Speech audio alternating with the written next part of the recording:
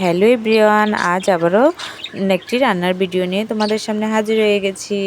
এদিকে দেখেই তো তোমরা বুঝে গেছো কি রান্না করব। খাসির মাংস রান্না করব। খাসির মাংস রান্না করার জন্য সব বাটা মশলা এদিকে আমি বেটে নিচ্ছি। বাটা মশলা দিয়ে যে কোনো তরকারি রান্না করলে অনেক ভালো টেস্ট আসে, আলাদা একটাই স্বাদ। এদিকে আবার মাংসের মধ্যে আলু ছাড়া তো হবেই না, মাংসের আলু আমার আবার খুব পছন্দ।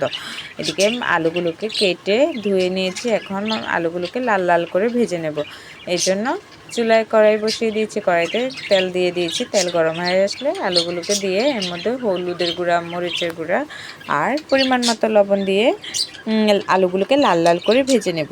এদিকে আলু ভাজতে ভাজতে আবার আমার বাটাও কমপ্লিট হয়ে গেছে। আদা বাটা, জিরা বাটা, রসুন বাটা এগুলো বেটে নিয়েছি। এখন মাংসগুলোকে ম্যারিনেট করার পালা। এদিকে মাংস ম্যারিনেটের জন্য আমি সব মশলা রেডি করে নিয়েছি। আর এই তো মাংসের মধ্যে তেজপাতা দিয়ে দিয়েছি, তারপর এর মধ্যে দিয়ে দেব পরিমাণ মতো টক দই। এরপরে এর মধ্যে দিয়ে দিব আমি রসুন বাটা, তারপর দিয়ে দিব আদা বাটা। এই তো আদা বাটা দিয়ে দিচ্ছি। এরপর এর মধ্যে দিয়ে দিব পরিমাণ মতো জিরা বাটা, হলুদের গুঁড়া আর দিয়ে দিব মরিচের গুঁড়া। হ্যাঁ, মরিচের গুঁড়া দেখে আবার কেউ ভয় পাবেন না, এত মরিচের গুঁড়া আমরা আবার ঝাল বেশি খাই। আবার খাসির মাংস একটু ঝাল না হলেও ভালো লাগে না। তারপর দিয়ে দিচ্ছি ধনিয়ার গুঁড়া আর দিয়ে দিচ্ছি পরিমাণ মতো লবণ। এরপর দিয়ে দিচ্ছি তেল। এখন পেঁয়াজ কুচি দিয়ে মাংসগুলোকে ভালোভাবে ম্যারিনেট করে নেব।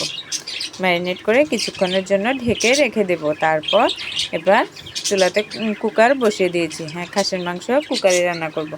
কুকারে রান্না করলে সময়ও কম লাগে, আবার গ্যাসও কিছুটা বাঁচে, এই জন্য কুকারে রান্না করব।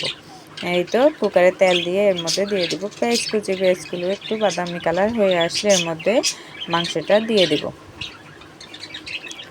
এই তো মাংস দিয়ে দিয়েছি। এখন মাংসগুলোকে ভালোভাবে কষিয়ে নিতে হবে। ভালোভাবে কষিয়ে নিয়ে এর মধ্যে আবার দিয়ে দিব আমি, এই তো মাংসগুলোকে কষানো হয়ে গেছে। এখন এর মধ্যে দিয়ে দিব পরিমাণ মতো ঝোল।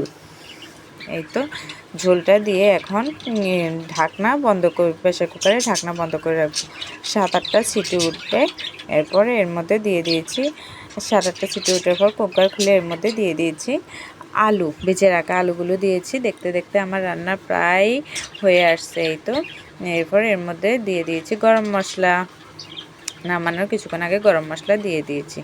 এই তো মাংস রান্না কমপ্লিট। এটা হচ্ছে আমার খাসির মাংসের ফাইনাল লুক। কে কে খাসির মাংস খেতে পছন্দ করো সবাই কমেন্টে জানাবে। আজকের ভিডিওটি এ পর্যন্তই। সবাই ভালো থাকবে, সুস্থ থাকবে, টাটা।